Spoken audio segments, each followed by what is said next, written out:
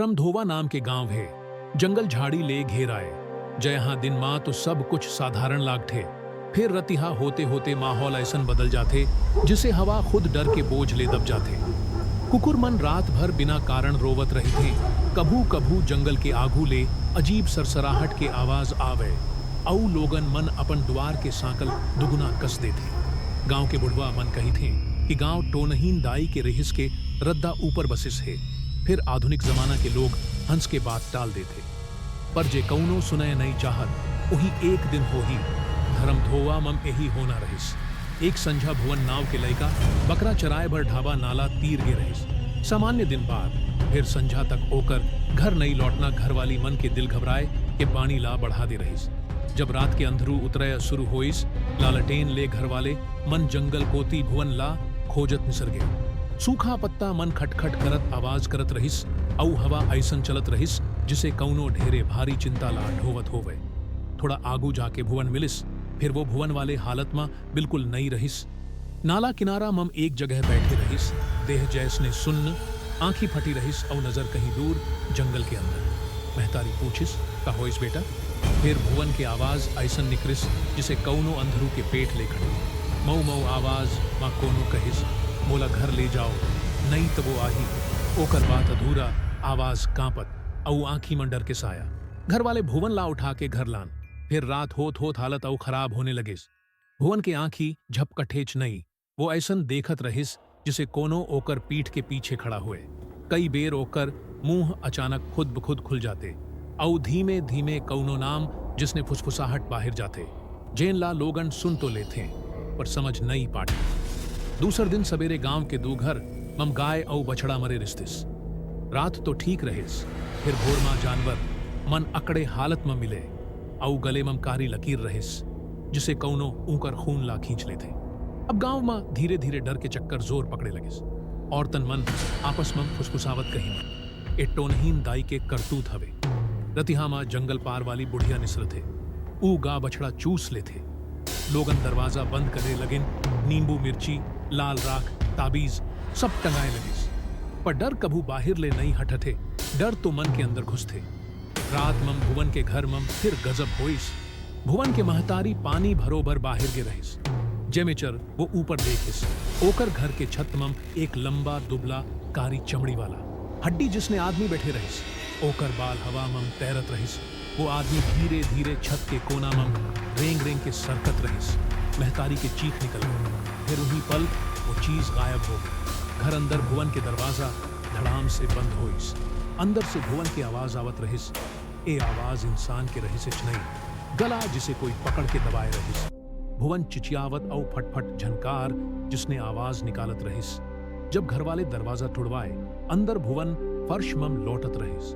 ओकर शरीर रंग धीरे धीरे काला पड़त जा रहिस जिसे कौनो छाया ओकर अंदर घुसत जा रहिस। ओकर आंखी ऊपर अटकी रहिस औ मुंह ले काला झाग निकरत रहिस। उही रात गांव के बीच वाले बरगद मम कौनो बैठे दिखाई देस। इसकी आंखी धवल बिना पुतली के, होंठ काला, हाथ मम लाल मिट्टी। वो कुछ बुदबुदावत रहिस जैसे कौनो अदृश्य जंतु ले बात करत होवे। अब गांव बिल्कुल कांप उठिस। सब कहिन एही टोनहीन दाई है। ऊ परछाई जादू करत है। जवा मन के जान चूस लेते। गांव वाले चर्रा गांव के बैगा महेंद्र ला बोला। महेंद्र पांव धरते समझ गए कि गांव मम कौनो भारी प्रेत प्रवेश करिस। भुवन के घर पूजा शुरू होइस। बैगा दिया लगा के चौखट मम कारी माटी ले लकीर खींचत रहिस कि अचानक हवा बदलने लगिस। दिया खुदे बुझे लगिस। दरवाजा कांपे लगिस जिसे बाहर कौनो आदमी नहीं, कौनो भारी परछाई धक्का मारत होवे। बैगा कहिस बहिर परछाई है, यहाँ अंदर के कौनो ओकर रद्दा खोलिस। सब भुवन ला देखे। भुवन दीवार के एक जगह फटी आंखी ले देखत रहिस औ उही दीवार मम कौनो धुंध जिसने काली छाया हिलत डुलत दिखत रहिस जिसे घुसना चाहत होवे। बैगा समझ गए सादा टोना नहीं है। दाई के साथ परछाई मन जुरे हवई। कौनो पुरखा के प्रेत औ दाई के टोनही एक रद्दा मोला झनात हवई। अगले रात गांव वाले बरगद तीर जमा हुई। बरगद के नीचे दाई बैठे रहिस। ओकरे शरीर लकड़ी जिसने अकड़ा रहिस। आंखी पूरा सफेद, होंठ काला, हाथ मम लाल मिट्टी सने। वो बिल्कुल मूर्ति जिसने स्थिर। बैगा ढपली बजा के मंत्र पढ़े लगिस। जैसने मंत्र हवा में फैलिस दाई के गर्दन अचानक पीछे मुड़ गए। ऐसन कोनिया में जेन देख के गांव के लोगन डेरा थे लगे। दाई के चेहरा काला पड़ गए, होंठ ले कारी झाग टपकर आवाज निकरिस, एके गला ले दो दो आदमी बोलत हो गए जिसने। बैगा बोलिस, एमा एके प्रेत नहीं है। दाई कई परछाई ला बांधे है। दाई अचानक जोर ले हंसे लगे। ओकरे हंसी ऐसन कि हवा कांप उठिस। बरगद के पत्ता जोर ले थरथराए लगिन। दिया बुझ गए, रतिहा घेरा हो गए। बैगा काला धागा ले दाई के चारों झन चक्कर खींचिस। धागा जमीन में धधक उठिस। दाई चिचियाइन, ओकरे आवाज कान फाड़ दे जिसने। गांव वाले भागना चाहिन। फिर बैगा चिचियाइस, कौनो भागबे नहीं, भागहू तो सब मरिहव। पूरी रात जंतर मंतर, दाई के चीख, हवा के भयावह गरगरी, ढपली के धुन औ जंगल के साये साये मां धर्मत होवा कांपत रहिस। कई घंटा तक किस्मत की लड़ी चले रहिस। भोर भइल, जब लोग धीरे धीरे हिम्मत कर बरगद पहुंचे, दाई नहीं रहिस, बस जमीन मम कारी राख, बीच मन जलाए काला धागा। भुवन भी ठीक हो गए रहिस, आंखी सामान्य, शरीर हल्का, जिसे भारी बोझ उतर गए।